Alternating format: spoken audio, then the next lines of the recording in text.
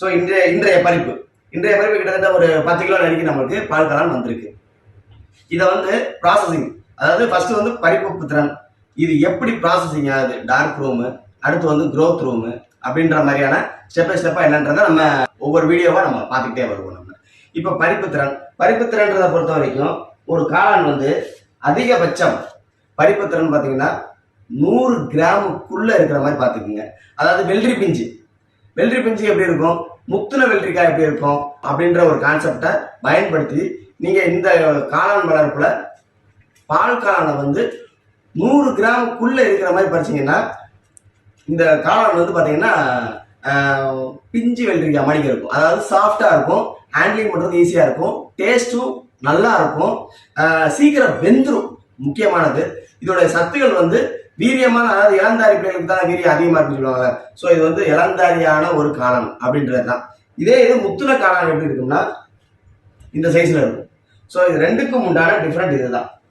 நல்லா பார்த்தீங்கன்னா தெரியும், இது 100 கிராமுக்கு உள்ள இருக்கிற காளான், இது வந்து 200 கிராம தாண்டின காளான். இது வந்து கிட்டத்தட்ட 250 கிராம தாண்டும் இந்த ஒரு முட்டு. இது வந்து 60ல இருந்து 80 கிராமுக்குள்ள இருக்கும். ஸோ இது பறிப்பு திறன். இது இந்த அளவுக்கு கொண்டு போனீங்கன்னா கொஞ்சம் நார்ச்சத்து அதிகமாக இருக்கும், வேக வைக்கிறது கொஞ்சம் ஜாஸ்தியாக இருக்கிற மணிக்கு இருக்கும். ஸோ தயவுசெய்து பறிக்கிற திறன்ன்றது பார்த்தீங்கன்னா இந்த அளவுக்கு பறிக்காதீங்க, 200 கிராமுக்கு மேலே போக விட்டு பறிக்காதீங்க, 100 கிராமுக்குள்ள இருந்து பறிக்கிறதுக்கு உண்டான வழிமுறைகளை பார்த்துக்கங்க. அது போக இதில் வந்து எதுவுமே கழிவுன்றது எதுவுமே கிடையாது. கழிவு நீங்கள் கரெக்டாக பார்த்தீங்கன்னா இந்த இருக்கு, இதில் வந்து சிம்பிளாக வந்து அந்த மணல், அவித்த மணல் அப்படின்றதுல ஒரு கான்செப்ட்ல இருந்து உருவாக்கக்கூடியதான் இந்த பால் காளான்.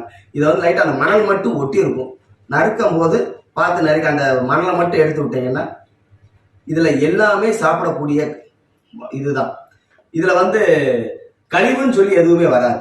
ஸோ இந்த மாதிரியான காளான்கள்ல இருந்து வர்ற அந்த மணல், அதாவது கரம மண்ணை அவிச்சு அதில் கால்சியம் கார்பனேட் கலந்து அந்த பால் காளானுடைய பெட்டை வந்து 2 நறுக்கி அதில் வந்து கேசிங் பண்ணுவாங்க.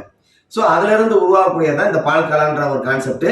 இதுல அந்த மணல் ஒட்டி இருக்கும், அந்த மணலை மட்டும் நீட்டா எடுத்து விடுது, அவ்வளவுதான். சிம்பிளான ஒரு விஷயம், வேலையாக தான் இருக்கும். இது வந்து அவ்வளோ சிம்பிளான ஒரு வேலை. இதுல வந்து இது வந்து வேஸ்டானது, அதாவது வேஸ்ட்ன்னு சொல்றதை விட இதுல மணல் கொஞ்சம் ஒட்டி இருக்கும். இதை வந்து காய வச்சு அதை வந்து மணலை ஊற்றினா ஈஸியா உதிர்ந்து வெளியே வந்துடும். அந்த காய வச்ச ட்ரை காளானை எடுத்து, பால் காளானை எடுத்து அரைச்சி பவுடராக்கி நம்ம காளான் சூப் பவுட்ரு, காளான் பால் பவுட்ரு, காளான் இட்லி பொடி, சாம்பார் பொடி, ரசப்பொடி, ஊறுகாய், ஜாமு, அந்த மாதிரியான ஒரு வேல்யூ அடிஷனுக்கு இந்த கழிவுகளை நம்ம தாராளமா பயன்படுத்தலாம். இதே மாதிரி பசிபி காளான் மாதிரி தான், அதுல இருக்கிற காளான் கழிவை வந்து எப்படி கால்நடைகளுக்கு கலப்பத்தி நம்ம பயன்படுத்துறோமோ அதே மாதிரி பால் காளான்ல இருந்து வர்ற கடைசி கழிவை மண்புழு உரத்துக்கு கன்வெர்ட் பண்ணி மரங்களுக்கு நம்ம வந்து பயன்படுத்தலாம் அப்படின்ற ஒரு கான்செப்டை இந்த பால் காளான்ல இருந்து நம்ம கொண்டு வர்றதான் விஷயம். இது வழக்கம் போலதான் நம்ம சிப்பி காளானுக்கு விதைப்போம்ல, அதே மாதிரி விதைக்கிறோம். ஃபுல்லா ஃபங்கஸ் ஃபார்ம் ஆகி முடிச்ச உடனேயும் இதை வந்து 2 கட் பண்றோம். 2 கட் பண்ணி எடுத்து பிளந்து வச்சு அதுல கரம்ப மண்ணு பிளஸ் நல்லா கம்ப்ளீட்டா அவிச்சிருங்க. கரம்ப மண்ணில் இருக்கிற அந்த ஃபங்கஸ், பேட் ஃபங்கஸ், கிருமிகள், இது எல்லாமே அழிகிற வரைக்கும் நல்லா அவிச்சு 80% ராத்தல் அழுத்தத்துல முடிஞ்ச ஆட்டோகுலோ மிஷின்ல போட்டாவீங்க, இல்லாட்டி இட்லியை வைக்கிற மாதிரி நல்லா ஒரு 1 hour வரைக்கும் நல்லா அவிச்சிருங்க.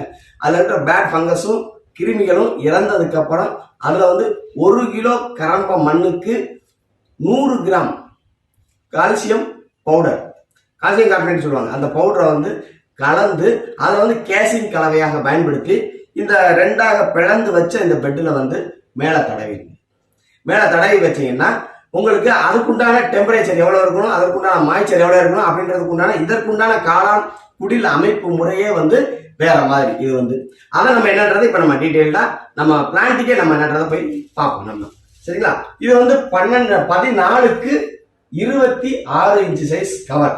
இதுல வந்து உங்களுக்கு வந்து 2ஆ வெட்டும் போது 14க்கு 16 14க்கு 16ன்ற மாதிரியான சைஸ்ல உங்களுக்கு ஒரு பெட் வந்து 2 பெட்டாக மாறும். இந்த பெட்ல இருந்து அதிகபட்சம் அப்படின்னு பாத்தீங்கன்னா 2 கிலோ காளான் வரைக்கும் வருவதற்கு வாய்ப்பு இருக்குது. அதாவது பால் காளான் வர்றதுக்கு வாய்ப்பு இருக்குது. நம்மளுடைய டெம்பரேச்சர், மாய்ச்சர் அண்ட் ஏரியேஷன் சரியான முறையில் மெயின்டைன் பண்றதை வச்சுதான் பால் காளானுடைய growth கூடும் அல்லது குறையும். பால் காளானை பொறுத்த வரைக்கும் டெம்பரேச்சர் எவ்வளவு மெயின்டைன் பண்ணணும் அப்படின்னா 30 டிகிரி +−1. அந்த வெப்பத்துல இந்த காளான் வராது. வெப்பத்தினால் உருவாகக்கூடிய வெக்கையின் மூலியமாகத்தான் இந்த காளான் வளரும். நேர் ஆப்போசிட், சிப்பி காளானுக்கும் பட்டன் காளானுக்கும் நேர் ஆப்போசிட் தான் இந்த பால் காளான் வளரும். அது வந்து கூலிங்ல வளரும். சிப்பி காளானும் பட்டன் காளானும் கூலிங்ல வளரும். பட் அது நேர் ஆப்போசிட், இது வந்து வெக்கையில வளரும்.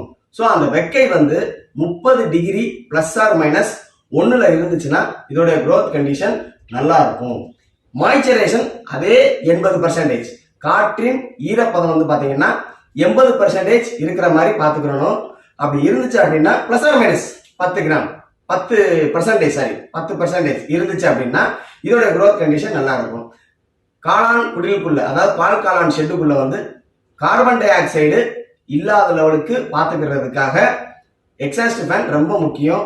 ரொம்ப வெக்கையும் இருந்துடக்கூடாது, ரொம்ப மாய்ச்சரைசேஷன் இருந்துடக்கூடாது. இருந்துச்சுன்னா மொட்டு கருகும், மொட்டு கலர் மாறும், மொட்டு ஷேப் மாறுறதுக்கு வாய்ப்பு இருக்கு.